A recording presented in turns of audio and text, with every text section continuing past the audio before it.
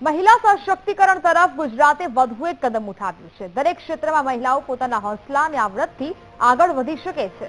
મહિલાઓ પુરુષ સમોવડી છે અને તેનું ઉત્તમ ઉદાહરણ સુરતમાંથી મળી આવ્યું છે। સુરતમાં છેલ્લા 2 વર્ષથી મહિલાઓ માટે સ્પેશિયલ પિંક બસ ચાલે છે। ત્યારે હવે આ પિંક બસમાં મહિલા ડ્રાઈવરની નિમણૂક કરવામાં આવી છે। નિશા શર્મા નામની ઇન્દોરની રહેવાસી મહિલાને બસના પાયલટ તરીકે નિમવામાં આવી છે। આજે રાજ્યની પ્રથમ મહિલા બસ પાયલટની ઓએનજીસી કોલોની બીઆરટીએસ સ્ટેશન ખાતે ફ્લેગ ઓફ સેરેમની યોજાઈ હતી। મહત્વનું છે કે નિશા શર્માને હેવી વાહન ચલાવવાનો 4 વર્ષનો અનુભવ છે। ડ્રાઈવર તરીકે નિમણૂક કર્યા પહેલા ટ્રેનિંગ પણ આપવામાં આવી હતી। નિશા શર્મા આજે દરેક મહિલાઓ માટે આગળ વધવાનો પ્રેરણા સ્ત્રોત બન્યા છે। જે છેલ્લા 20 મહિનાથી ઓએનજીસી થી સરતાના સુધી જે પિંક બસ આપણે દોડાવતા હતા, અમે છેલ્લા 20 મહિનાથી મહિલા ડ્રાઈવર આ પિંક પર મળી શકે, પિંક બસ પર મળી શકે એના માટે ખૂબ જહેમત ઉઠાવી હતી।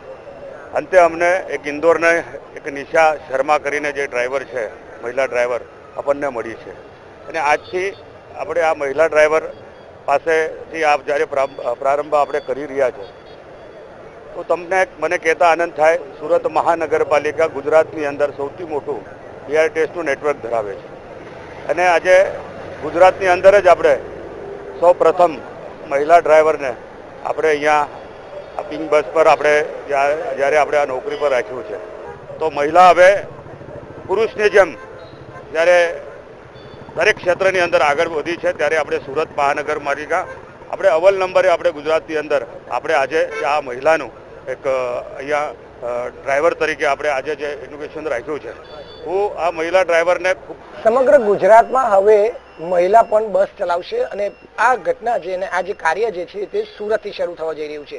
સુરતમાં બીઆરટીએસ બસ ઘણા લાંબા સમયથી ચાલે છે, પરંતુ હવે પિંક બસ જે છે તે મહિલા ચલાવી રહી છે અને તેમાં મહિલા મુસાફરી કરશે। આ આખા ગુજરાતમાં એક ઉદાહરણ રૂપ જે કિસ્સો છે તે બનીને સામે આવી રહ્યો છે। આપણી સાથે જે મહિલા ડ્રાઈવર છે તે જોડાયા છે। આ જ પ્રકારની પિંક બસ બનાવવામાં આવી છે અને આ પિંક બસ પર તમે જે ડ્રાઇવિંગ સીટ પર અત્યારે જોઈ રહ્યા છો તે મહિલા ડ્રાઈવર છે। તેમનું નામ છે, જે આપણે નામની વાત કરીએ, એમનું નામ છે નિશા શર્મા, જે હવે સુરતના બીઆરટીએસ રૂટ પર જે ઓએનજીસી થી સરતાણા જકાતના નેચર પાર્ક સુધીનો રૂટમાં આ મહિલા ડ્રાઈવર મહિલાઓને મુસાફરી કરાવશે। ત્યારે આપણી સાથે આ મહિલા ડ્राइवर जोड़ा है, तेवनी साथे बात करीशु। बेन, आपका नाम? निशा शर्मा। निशा जी, आप बताइए कितना गर्व होता है जब एक बस चलाने की आप मौका मिलता है। हर बार ऐसा देखने को मिलता है कि इस सीट पर तो हर बार एक जेंट्स ही बैठता है। देखिए, हम लोगों के लिए भी गर्व की बात है कि हमें इतनी बड़ी बस दी गई है ना, तो हम भी चाहेंगे कि इस चुनौती को हम परफेक्ट निभाएं और सक्सेसफुल होकर दिखाएं। कितना टाइम प्रैक्टिस किया था बस चलाने के लिए और कितना संघर्ष रहा था आपके लिए? देखिए, इतनी बड़ी बस इतनी आसानी से तो मिलती नहीं है ना, क्योंकि इसको चलाने के लिए सबसे बड़ी चीज़ अपने अंदर हौसला होना जरूरी है। मेरी ट्रेनिंग 1 महीने की रही थी और उसके बाद में मैं सक्सेसफुल हुई थी। उसमें ऑप्शन रखा गया था कि आप पास होंगे तो सक्सेसफुल होंगे तो ठीक है, नहीं तो फेल हो जाएंगे तो बाहर निकलना पड़ेगा। तो कहाँ कहाँ आपने बस चलाई है और कितना कठिन रहा था उस दौर पे? कहाँ से आप हो बिंगो? कठिन तो नहीं रहा, क्योंकि मेरे ट्रेनर का साथ मुझे भरपूर मिला था। उन्होंने हमारे यहाँ ट्रेनिंग 3 बजे रात को होती थी, तो पूरा सहयोग किया है मुझे, हिम्मत कभी नहीं हारने दी। मैं अपने ट्रेनर का आज तक आभार प्रकट करती हूँ कि उन्होंने मुझे कभी हिम्मत नहीं हारने दी। कितने टाइम से बस चला रहे हो, कहाँ से हो और कैसा अभी तक का एक्सपीरियंस है? मैं इंदौर सिटी में 4 साल से बस चला रही हूँ और सूरत में मुझे पहला चांस मिला है।